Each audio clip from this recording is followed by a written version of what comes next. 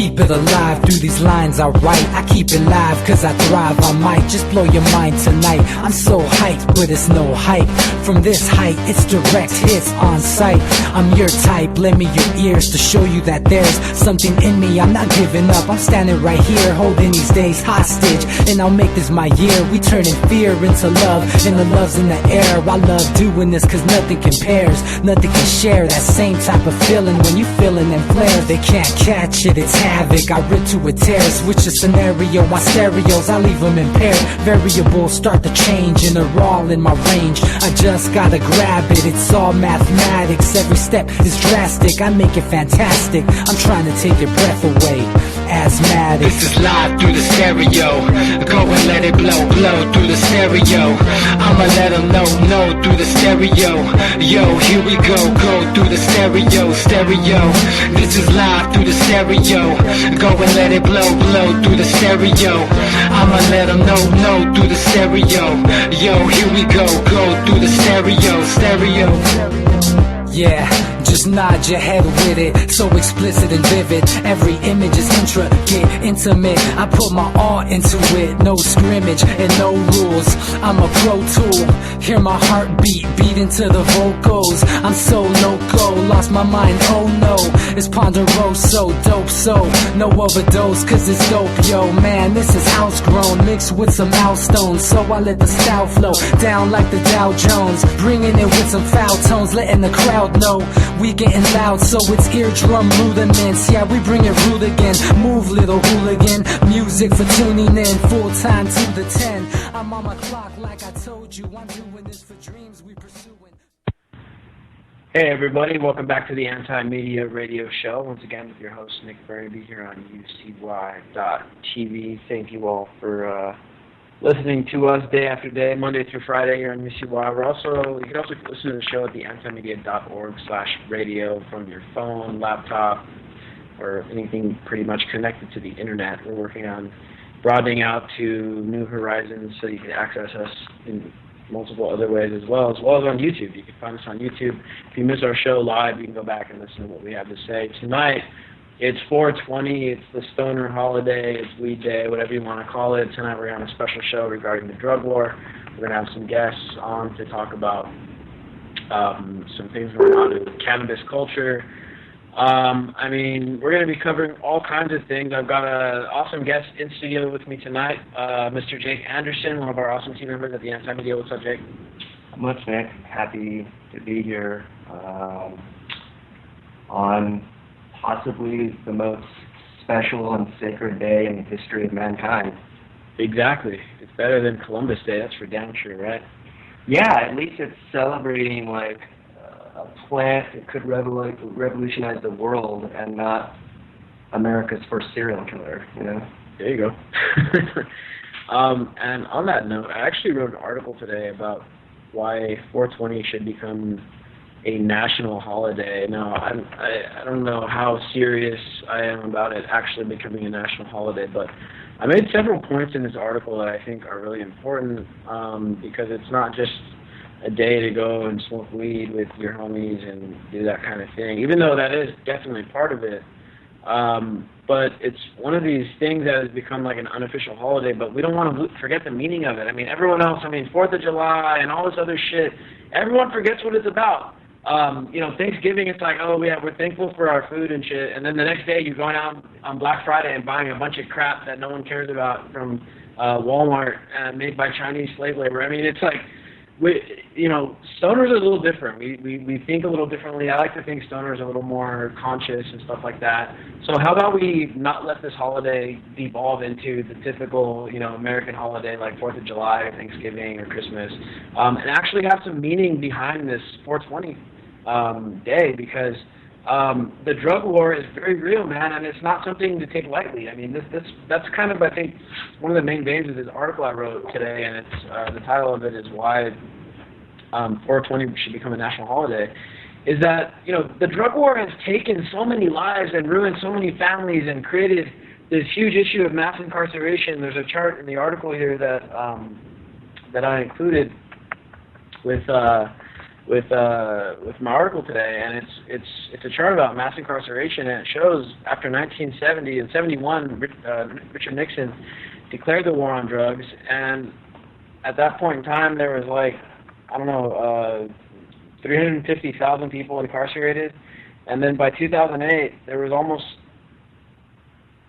2.5 million people incarcerated. So I mean, it's a huge difference, and that's exactly what led to this huge mass incarceration issue, which comes along with a host of a bunch of other problems. We've also got our awesome journalist on the line, Claire Bernabe, to join us and talk also about the drug war. What's up, Claire? Not much. What's up? Oh, hang on. Happy 420. Thank you. Same to you. Hopefully you're enjoying it the way me and Jake are. Probably.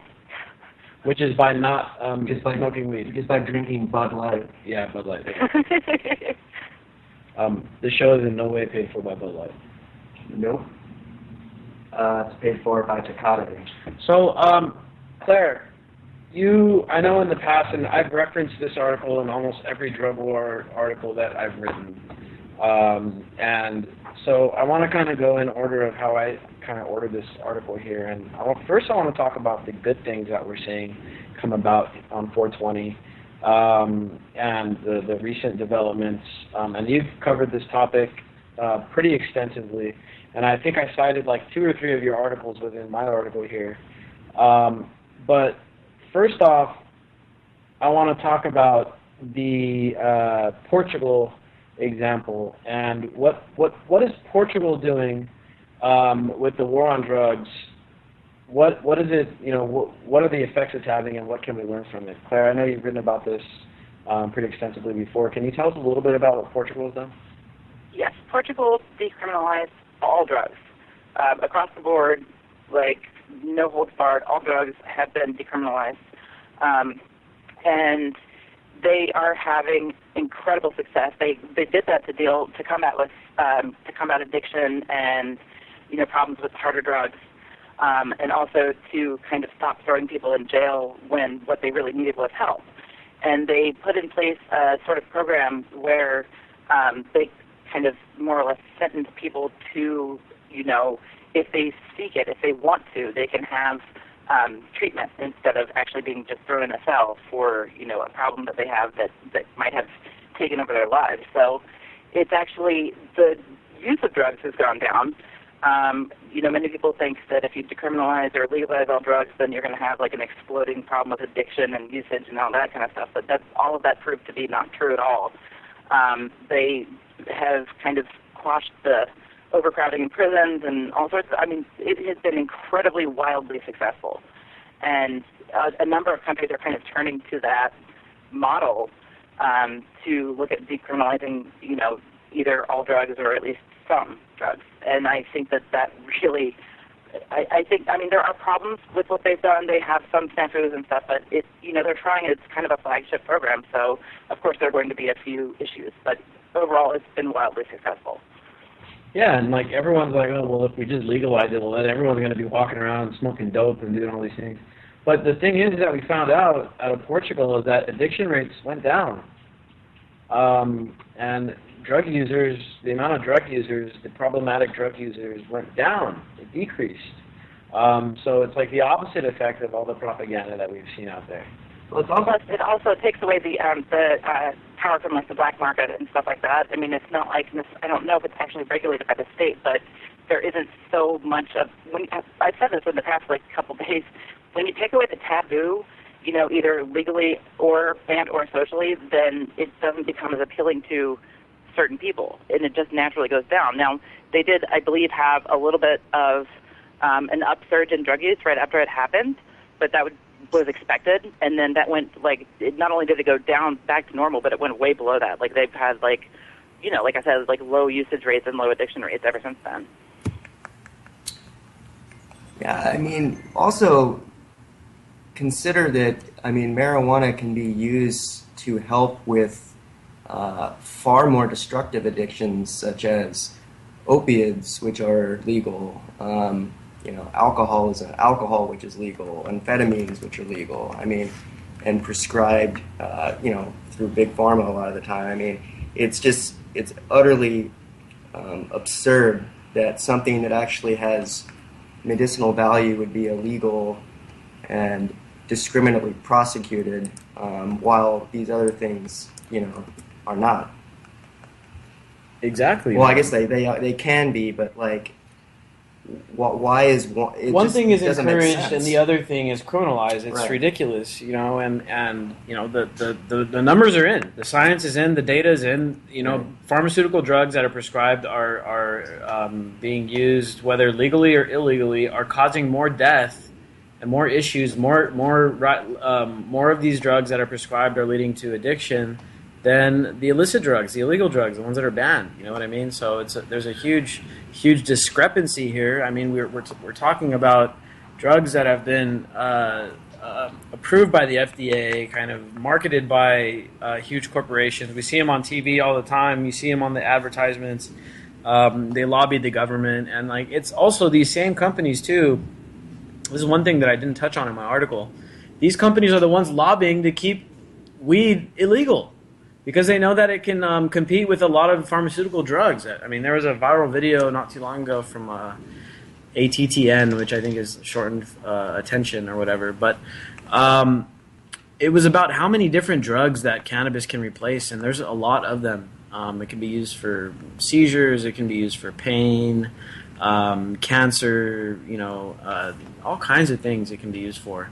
So I guess this is just another one of the reasons why these companies these profiteering companies try to keep cannabis illegal, because they know that it's going to take a chunk out of their bottom line.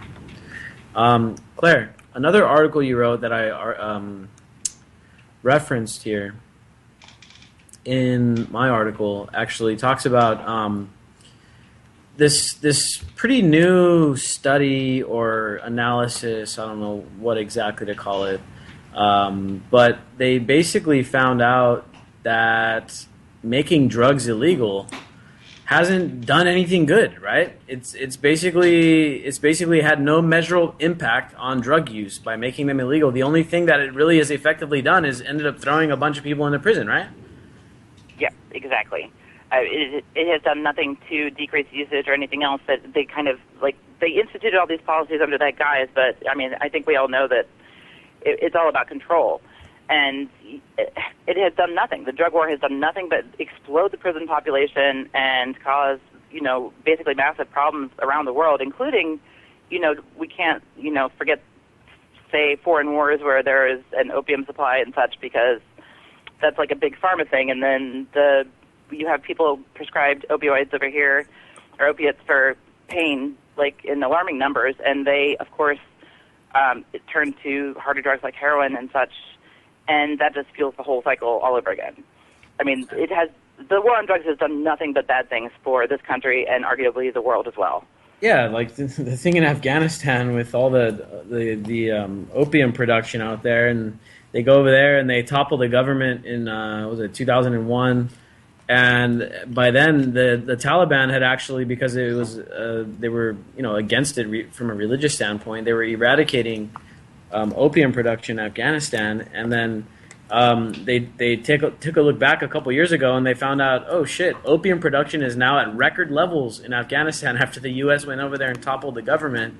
And I guess it may not be a coincidence that all of a sudden, after this whole, after we toppled the Afghani government, went in there and put in our own government, all of a sudden we got this Oxycontin epidemic and all these people getting hooked on pharmaceutical heroin, pharmaceutical opiates. I mean, it's not a coincidence. I mean, I don't know what these guys think they're pulling over our heads or how stupid they think we are, but I think people are catching on to this shit. And the raw numbers, the data is there. I mean, the opium was almost eradicated before we went in. We went in, now it's at record production. I mean, it's it doesn't take a genius to figure it out, right? So yeah, I mean, that's just a whole nother side of this thing. Now, other countries are starting to pick up on this kind of Portugal model. I know Ireland is another country, and yeah, it's a small country, but they're also picking up on this. And then today, apparently at the UN, there was a big conference on drug policy, and apparently there's been a bunch of news out today that a bunch of countries are like, look, it's time to end the war on drugs. So this is really good. I think that we're starting to see this big trend of people just becoming, coming under the realization that, hey, look, this war on drug thing, it's failed. We're tired of the U.S. dictating policy down to all these other countries. All these other countries are fed up, I think. So I don't know. It's going to be really interesting. Right now, we're dealing with this era in the United States where cannabis is becoming really, really normalized, and everybody's starting to accept it, and it's become a pretty accepted, way of doing, way of dealing with the issue of marijuana is now to just start legalizing it, or at least decriminalizing it. And now there's like almost 30 states. I think the number is up to about 29 now states, and then DC as well, where at least medical cannabis is legal, and now a lot of places are moving towards the recreational model, which is kind of what Colorado and Washington have pioneered. And so we're starting to see a real shift in ideology with this kind of authoritarian way of governing illicit drugs and illicit substances. And it's really nice to see that things that I think people have known for a long time, that cannabis was pretty much harmless, it's now becoming a mainstream idea. And I don't think that it's the politicians that are coming in and making the changes. The politicians are just shifting along with the public opinion, right? I mean, I think that's what it really comes down to, is that people are starting to say, you know what, they're rejecting this idea of the drug war. And the politicians are finally, because so many people are rejecting it, the politicians finally have to listen. Well, the drug war is simply another lever for social control and monetizing the judicial system. Now that such a big stink has been raised about it, they'll just say, all right, you got it, we'll decriminalize it, and then they'll move on to something else. They'll just find some way to incarcerate more people, so that the prison union and or the prison guard union will stay happy, and the private prisons will stay happy. I mean, that's what this is all about, is just feeding the monkey. That's what it is. And once the heat gets too hot, which it's getting there right now, I mean, people are just at their wits' end with it. They'll, like you said, they'll capitulate, and then they'll just figure out another way to keep the prisons full. Yeah, and so we have to, this kind of brings us over to the election issue, right? And we got to look at, who's getting funded by the interests that are trying to keep cannabis illegal. We already talked about the pharmaceutical industry and how they're lobbying to keep cannabis illegal. The other industry that is very big in this is the private prison industry, right? Mm-hmm. And Jake, I think you actually wrote an article about one of the candidates, our favorite, Hillary Clinton, and how her. She's being bankrolled by the pharmaceutical, by the private prison industry. Two of the biggest private prisons in America, their names escape me at the moment, but they both made massive contributions to Hillary Clinton. But it doesn't matter, because as she says so often, she can take millions of dollars from bad people and then still vote against them, She can supposedly. Yeah, she has this. Hillary Clinton has this magical ability to. She's uncorruptible. She's right? uncorruptible. She has this incredible ability to, basically. She's kind of like the king of blackmail. It's like she can take a bribe and then not do the thing she was bribed for, and have no repercussions. Yeah, no repercussions. She must have a horrible street name. Didn't she say the other not too long ago that she's never lied?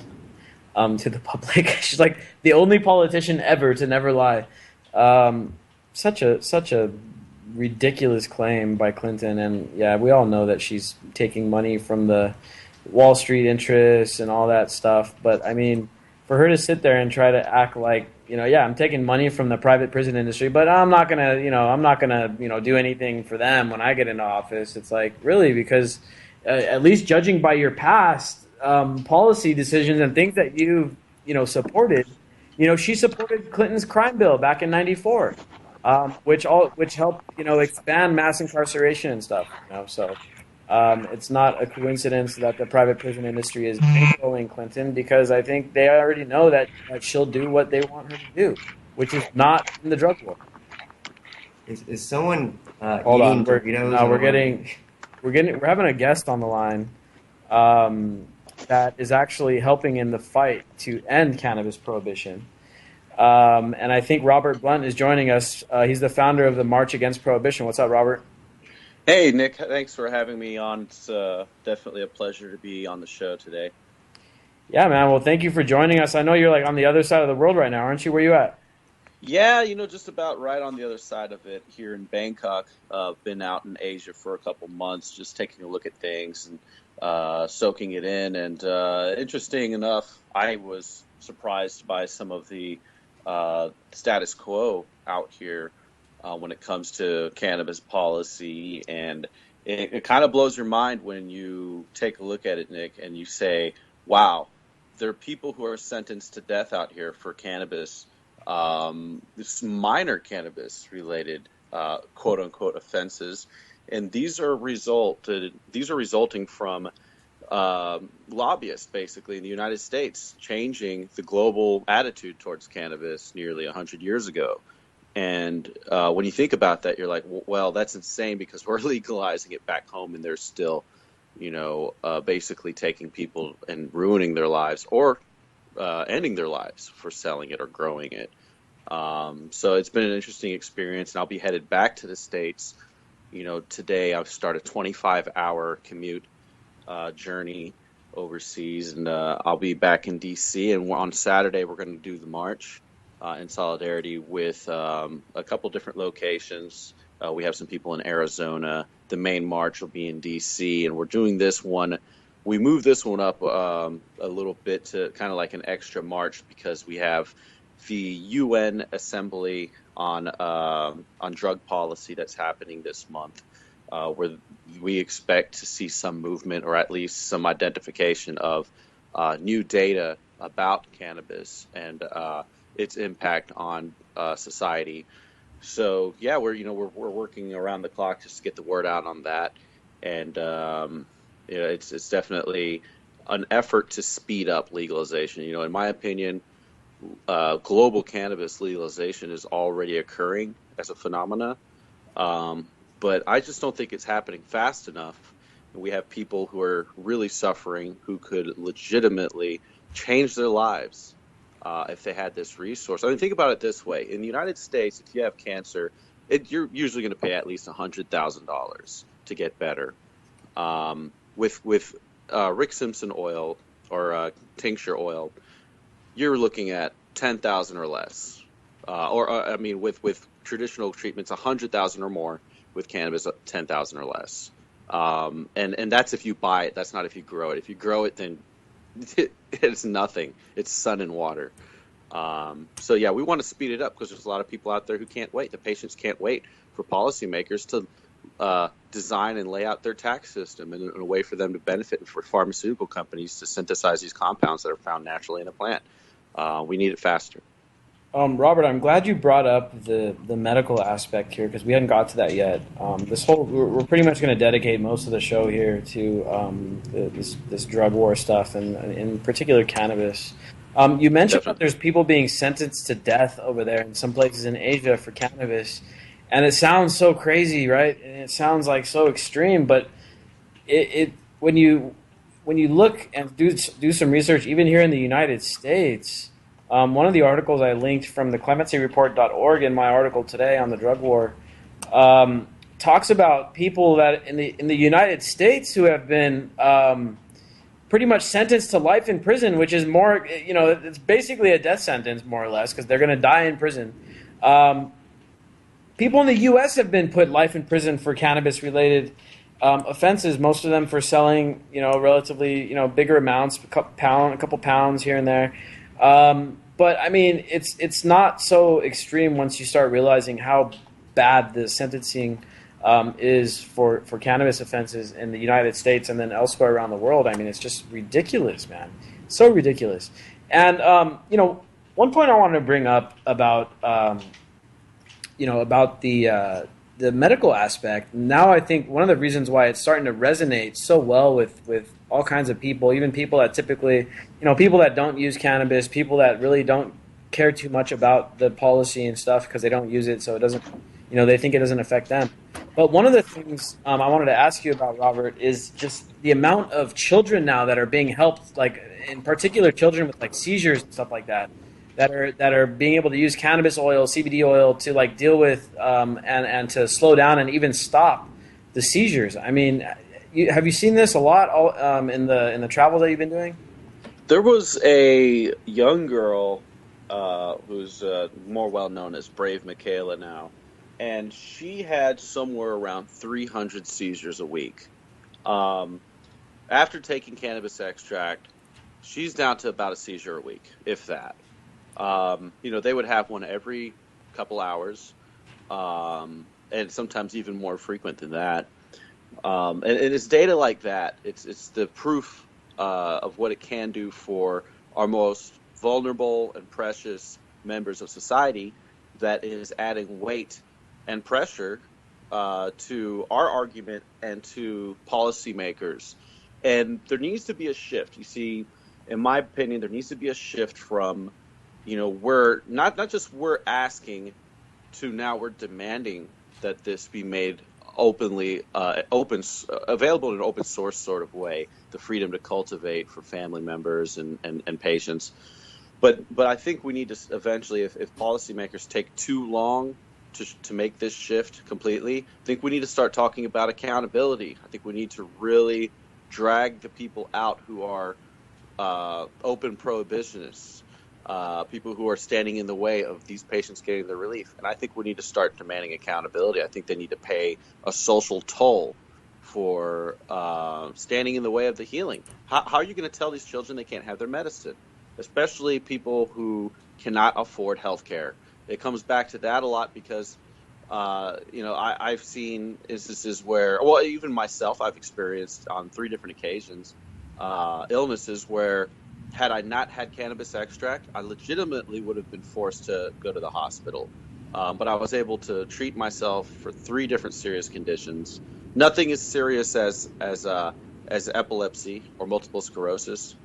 But now we're starting to learn that through the hard work of master growers and breeders and doctors that we can produce strains that are not psychoactive and that you can provide extract to children where you don't have this issue where, I'm worried about getting them high. I don't want my children to get high. And that's fine because now you have CBD dominant strains. At the same time, there needs to be a lot more studies. The history of cannabis prohibition has really put us in a situation where we haven't had the control studies. We haven't had the opportunities to find the perfect ratios between CBD and Delta-9 THC, and even examine the effect of other active cannabinoids. And a big betrayal, and one of the worst conspiracies of all time, it's criminal because it's a crime against humanity, is the fact that the United States government owns a patent on cannabinoids, at least as an anti-cancer. It goes away from seizures a bit, but it's still an important topic. And to attain a patent, you have to prove that something works. If you have a certain type of corkscrew and you want to prove it's better than other corkscrews, or you want a patent for it, you got to prove it's better than other corkscrews. Well, the United States government had to prove that cannabinoids works to kill cancer cells to attain this patent. And they've been sitting on that, claiming that cannabis has 0 medicinal value and is highly dangerous and addictive as a Schedule I drug. It's mind-blowing. It's right out of the movies, Nick. I can't believe that people can trust anything that this government says when they've lied about essentially a cancer cure and a tool for reducing real other extreme diseases. We've heard of instances where cancer patients are taking through Rick Simpson, where cancer patients are taking Rick Simpson oil tincture for their cancer, and they happen to have diabetes, and their diabetes goes away. The endocannabinoid system used to be something that doctors discussed with their patients. In China, where they sentence people to death now, 1,000 years ago, they were treating opium addiction using cannabis. And of course, we all know that thousands and thousands of people die from opiate overdoses in the United States every year. So it's like we're standing in our own way. It's not us. It's the policy the policymakers. So Yeah. that's why that pressure has to come down. It's these people that are controlling the flow of money and information, and they've been so used to that for so long that in from the 30s onward, they were able to get away with this reefer madness and this propaganda and all this bullshit. And as you mentioned, this prohibition has really put a kind of a restriction on cannabis research, because now it's so hard for like universities and people that have legitimate labs and stuff that want to do like peer-reviewed and double-blind research and studies and all this stuff. Yep. It's really hard for them to get a hold of cannabis for them to do testing on. Exactly. It's highly controlled, and that for decades now, it's been basically screwing over all the people that have been that could have been helped, whether they have cancer or seizures, or all the countless other things that it could be used for. We don't even know what everything it could be used for now, because we haven't been able to do all the research. Now, Yes. This thing with the seizures, it didn't really come from like university studies and it wasn't some university that's like, hey, we found out cannabis can like reduce seizures. It was people like, you know what? I've tried everything for my child. They're on like 20 different drugs. Yes. Nothing stops a seizure. Like, I'm going to try cannabis just because maybe it'll work. And sure enough, it did. And then it started working over and over again. And now it's becoming a pretty accepted fact that, you know what? A lot of people that have epilepsy and epileptic seizures can at least reduce the seizures with cannabis oil.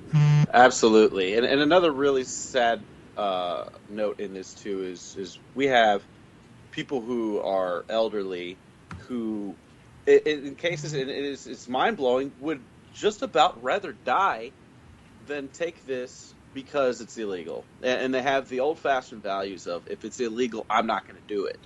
And I just see them, their children or grandchildren, and I speak with so many people who have the same story. Yeah, they're on death's bed and they just won't touch this stuff because of propaganda, which, remember, this is all the main vehicle to drive prohibition or to establish prohibition was racism. It's like, oh, watch out for those these people, these Hispanic people and black people. They're going to come and get high and come after your family and do all kinds of crazy stuff. Come after your daughters, and it's like that is hard to explain to people the root of it. It's hard to go through a history lesson because they just get red in the face and say, no, I don't want to hear about it. It's the devil's lettuce. So, the children and the elderly, like I said, the most frail, fragile, and precious members of our society, of our families, are the people who are suffering most from this. And not to mention the countless poor people, people who live below the poverty level, and people who could use this as a bulk food source, the seed being the absolute most complete nutrition source known to man, having all 7 amino acids that the body needs for survival and producing itself as a biomass, outproducing just about every other living organism on the planet.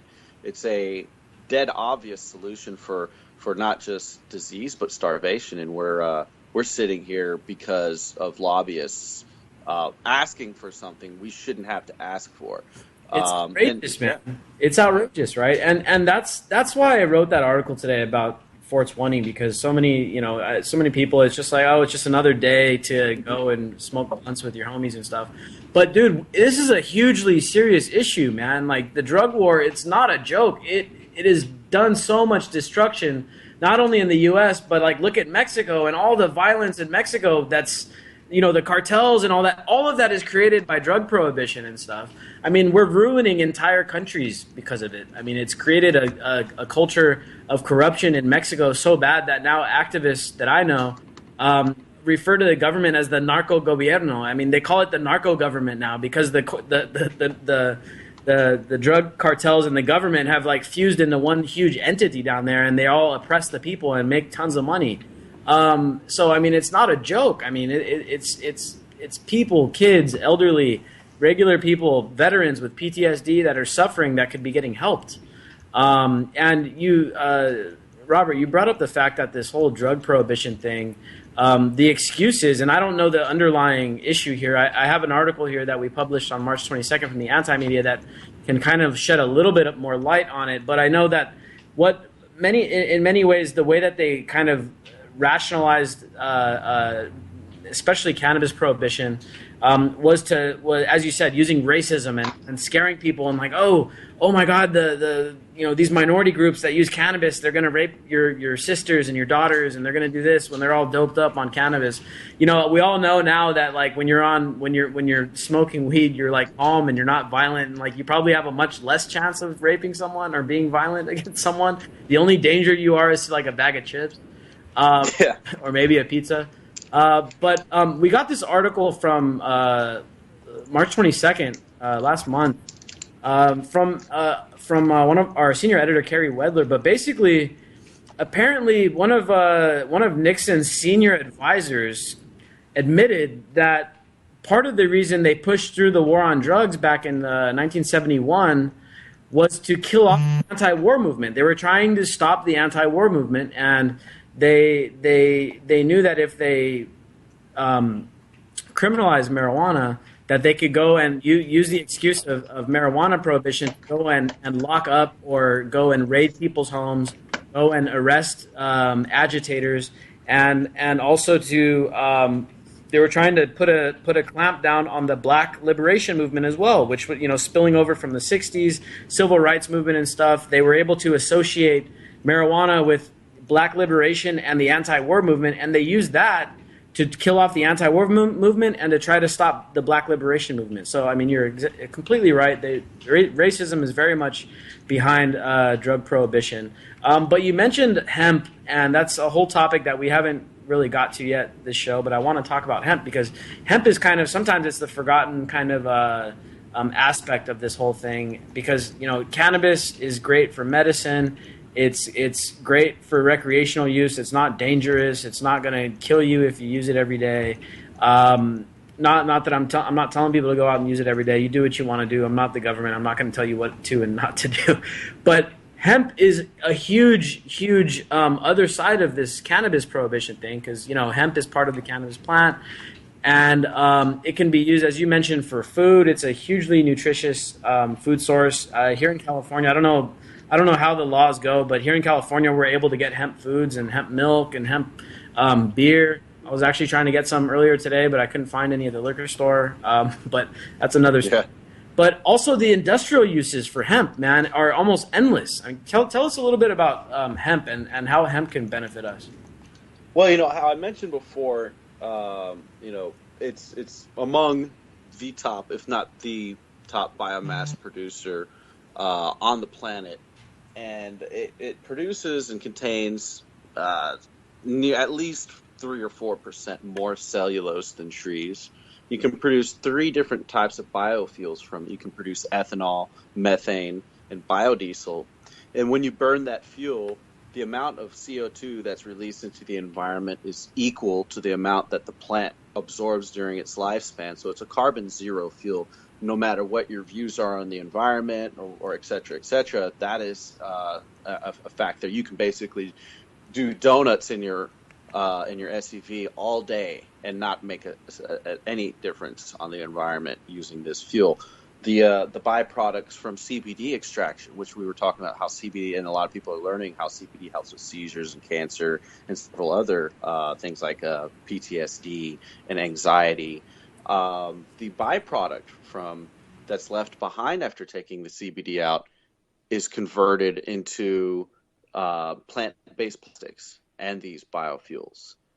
And in addition to that, like I had said, when you're growing fields of cannabis or fields of industrial hemp, you'll have tons and tons of this nutrient source that is so complete. It includes healthy fiber. It includes amino acids and omega fatty acids, and it includes the protein that is most readily accepted by the body of all proteins that we can find in nature.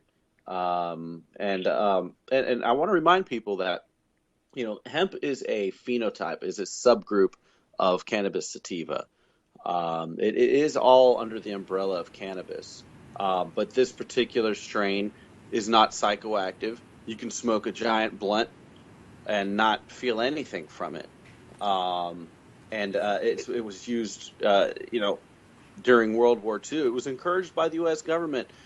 They made a video called Hemp for Victory, where they were basically trying to encourage farmers to grow hemp so that they could have more material for sails and ropes and uniforms. And to this day, the U.S. government officially denies that they made that movie, and it's absolutely insane. And I remember being at the Hash Hemp and Marijuana Museum in Amsterdam. Our friends at Sensi Seeds have one there and in Barcelona, and they were playing the video on the big screen, and it's just a black and white, kind of almost seems like a propaganda film, but it's just asking, yeah, will you guys please grow some hemp? Now that's after the initial demonization of hemp or cannabis, the first shots in the war, the first shots fired in the war on cannabis. They backtracked and said, okay, we actually need this now. And then Nixon came back, like you said, and put the final nail in it, and really pushed it out there too. Sabotage the civil rights movement, sabotage the anti-war movement, get rid of the hippies, get rid of the quote-unquote minorities. And the name marijuana was assigned to cannabis because it sounds Mexican, it sounds Hispanic, it sounds foreign, and Sounds people foreign. say, oh, they're coming from south of the border smoking this crazy stuff, and they're and so people need to know that narrative. These They guys need to understand. These guys weren't making any mistakes with this propaganda stuff, man. They were very, very calculated. I mean, they got the research of Bernabe and these guys in this propaganda stuff, and like a lot of that old ass propaganda about cannabis, it's still sticking, dude. I mean, people still believe this shit, even though it's been years and decades since this propaganda has been put out there in many cases.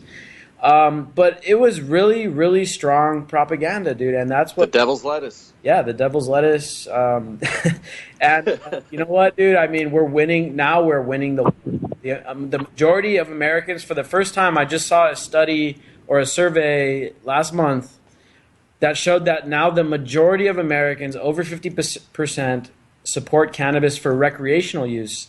And when you ask for medical, I mean, the percentage shoots up over 60% now. So I mean, Absolutely. Propaganda war, they lost. They lost, and I don't know if it's the internet, I don't know if it's the activism, or a combination of both, or people just smoking it, and even propaganda, people smoked it and they said, you know what? It didn't kill me. It didn't make me do crazy things to women. It didn't make me get aggressive. Yeah. Like, what the hell are these guys? I don't know what it was. Maybe a combination of all these things. But the propaganda now is falling on deaf ears. And now we're starting to win this battle, and I think people like you, Robert. I mean, you've done so much work, man. You're also you're not only the founder of the March Against Prohibition, but I mean, you're a major player in the media side of things with this cannabis lifestyle stuff. Tell us a little bit about your work and the advocacy stuff that you've been doing outside of the March Against Prohibition. Well, in the very beginning, I ran into Rick Simpson. I was in some more political activism back in 2012, and we drove out and protested Bilderberg, and we were looking at why we were in all these wars, currency manipulation, and I still like to get into a brisk discussion about those issues from time to time. But somebody messaged my inbox and said, hey, there's this guy, the cancer buster from Canada, Rick Simpson with this old straw hat, this old farmer guy out there in Nova Scotia. Who had skin cancer and used essential oil rather than smoking cannabis for a kind of a scientific approach to attack the cancer, and had incredible success, somewhere around 80% success with all sorts of cancers, from blood cancer to brain cancer to exotic breast cancers that are almost untreatable. And he was having tremendous success. And I thought to my mind, well, what could be more important than this? I mean, this is something that's very serious, and I think my time would be well spent promoting this. Of course, I started learning about the history about it, and it became more of a compelling issue for me, learning about how there wasn't any demonization of this plant until a device called the decorticator was created around the turn of the century, which hemp, has always been a viable resource, and people have used it for all sorts of things. It was in every pharmacopoeia around the world. And as I said, for thousands of years, we had a history with this. Once the decorticator was produced or invented,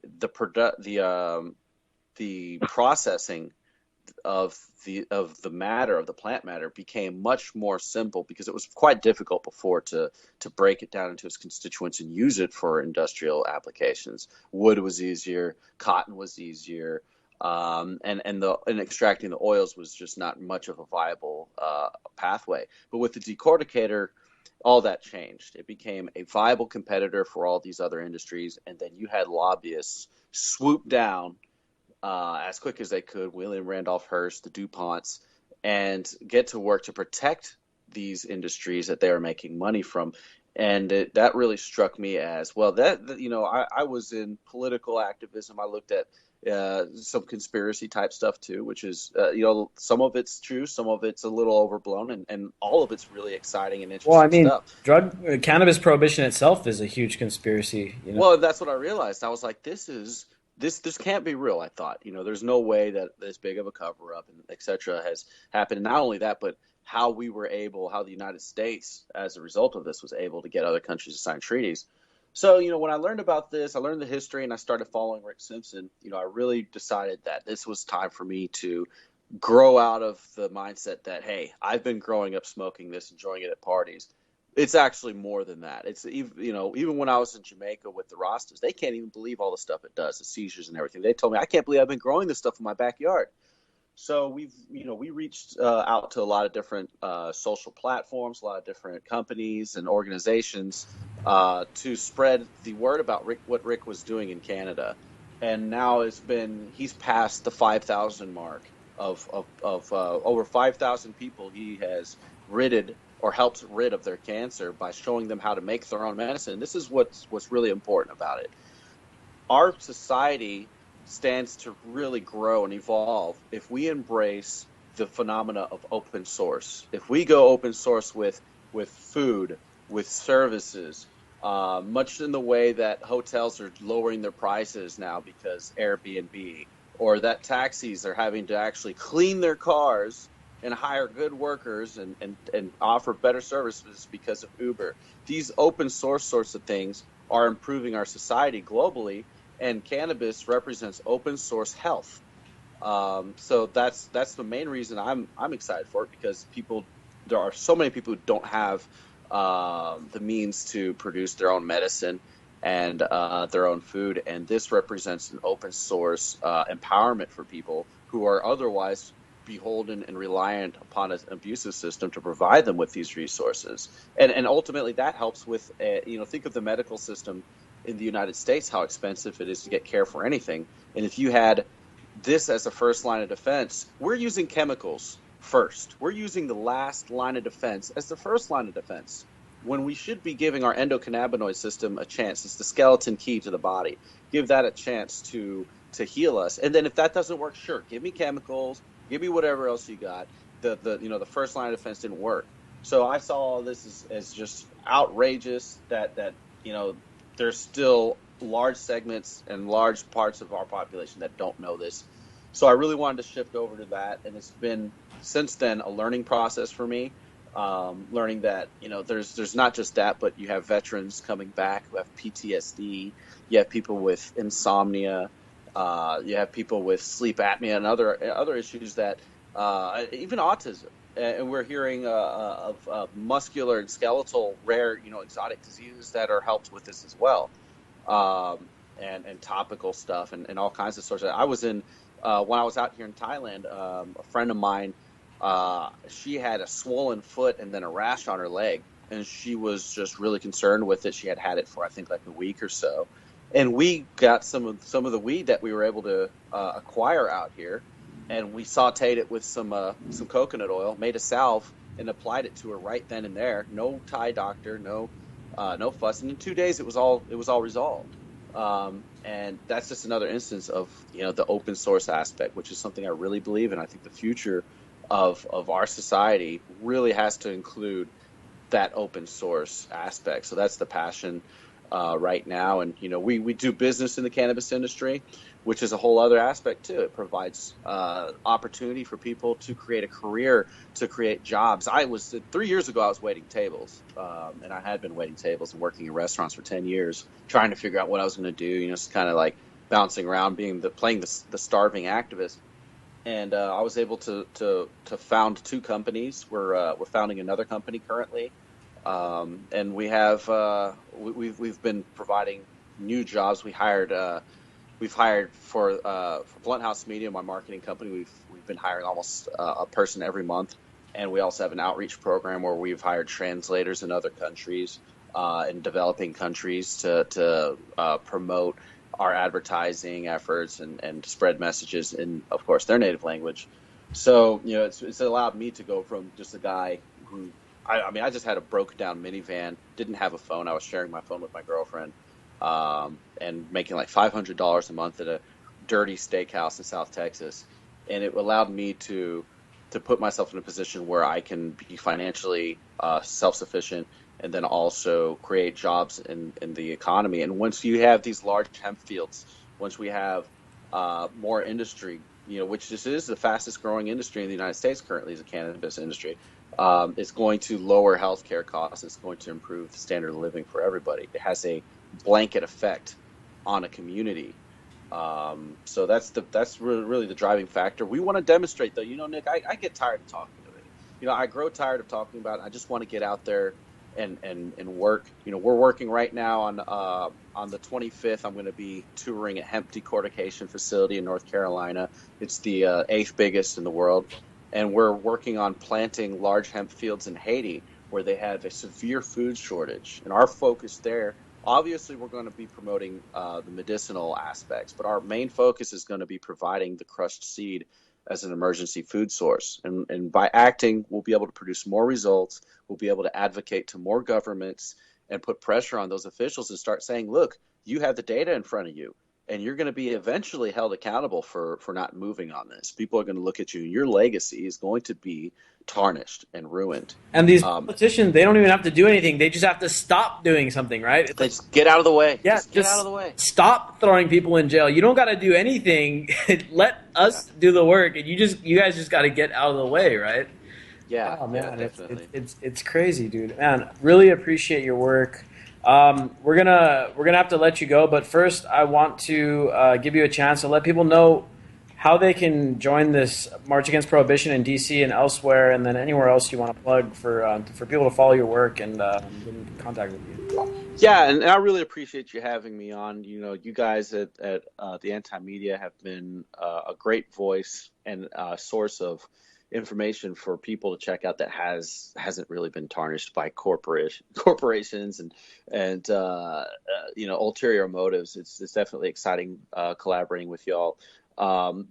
This first march is going to be held in collaboration with the National Cannabis Festival in DC, and what we're going to do is we're going to march from the Capitol, the U.S. Capitol building, west front, to the site of the National Cannabis Festival. And it's going to happen at 10 a.m. Eastern time. And then also we're going to have another march at, I believe, 12 in Arizona. I believe Phoenix is going to be kind of the epicenter of that. But I know they were talking about potentially having a march in Tucson as well. So if you want to come out there, have your voice heard. The theme of this march is a little different than some of the other efforts. We're basically saying it's time to stop asking and start demanding. We should be very angry. There's a lot of people who've died and suffered and are continuing to suffer. So we should really be upset and put that out there and say this is time to end this crime against humanity. It is a crime against humanity. So yeah, on Saturday, April 23rd, 10 a.m., U.S. Capitol West Front. If you're in the D.C. area, please come out and join us. We would really like to encourage our marchers to then attend the National Cannabis Festival in D.C. After that, it'll be a great gathering. We'll have music. We'll have speakers. We're going to have doctors speaking at the march. We're going to have I believe we actually have some congressmen who are going to come up and speak also. And there's a good chance that Rick Simpson's going to release a audio statement since he's banned from the United States due to his struggles with the Canadian government. He's going to very likely release an audio clip for us to play at the march also to address everyone. And this will be the first march of many. We're going to be doing this once or twice every year, adding more cities as we go. and adding pressure until there's no reason to march anymore. It's time for people to have their medicine. I want these officials to look these children who we were talking about, look these veterans, these retired school teachers in the eye and tell them, you can't have your medicine. That's what I want to hear them say, or they need to back off and get out of the way. Yeah, awesome, man. Powerful message, dude. And yeah, prohibition has been tried and failed. In the 30s, they tried to ban alcohol and it failed, and now they banned a bunch of these drugs in the 70s, and now that's failed.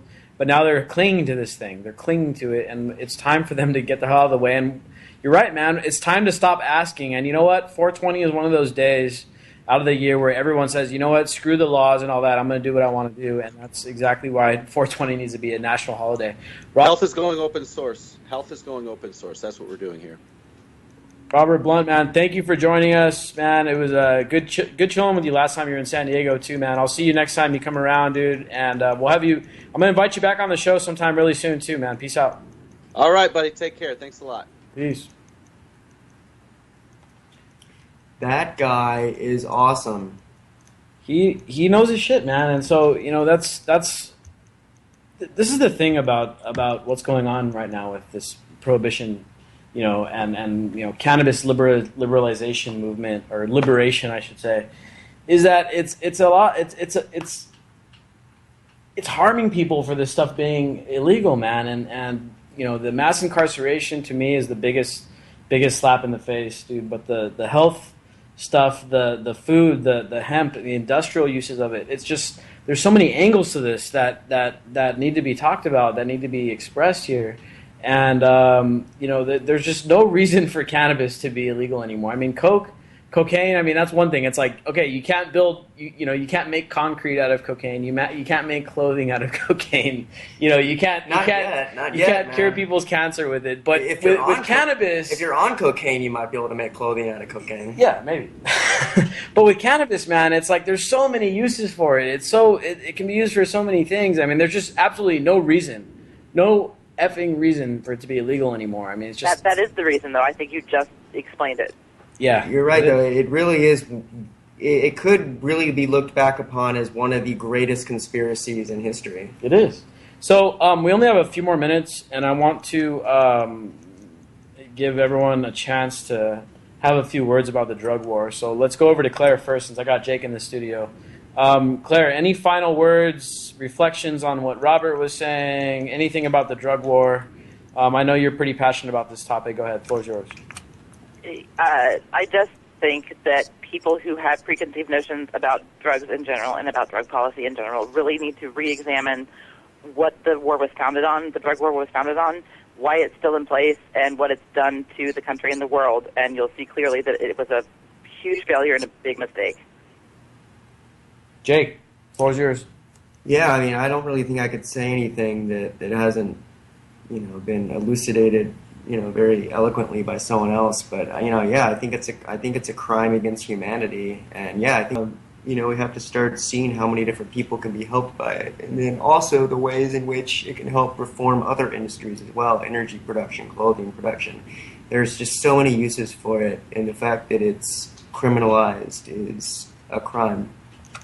It is. I mean, the fact that they treat drug users as criminals, that's actually the crime. Right. You know what I'm saying? I mean, these politicians should be going to jail if they're supporting prohibition, because, you know, even Obama recently, and I covered this in my article too, I hate to keep going back to it, but I covered a lot of ground in this thing.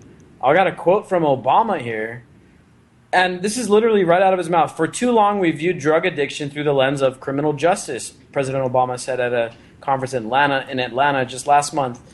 Quote, "The most important thing to do is reduce demand, and the only way to do that is to provide treatment, to see it as a public health problem and not a criminal problem." Obama understands. So then why hasn't he done it? Exactly. He gets the problem, but now, you know, it's got to act on it. Please act on it, dude.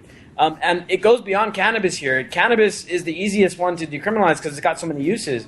But when we look at all the other drugs, even when we look at heroin, meth, and all these other things, they're horrible drugs and stuff. But criminalizing them, it's throwing, you know, it's just making the problem worse. We're not treating people's addiction. we're throwing them in jail and making them messed up and institutionalized and creating a huge problem with incarceration and causing them. Let 'em know through the stereo. Yo, here we go through the stereo.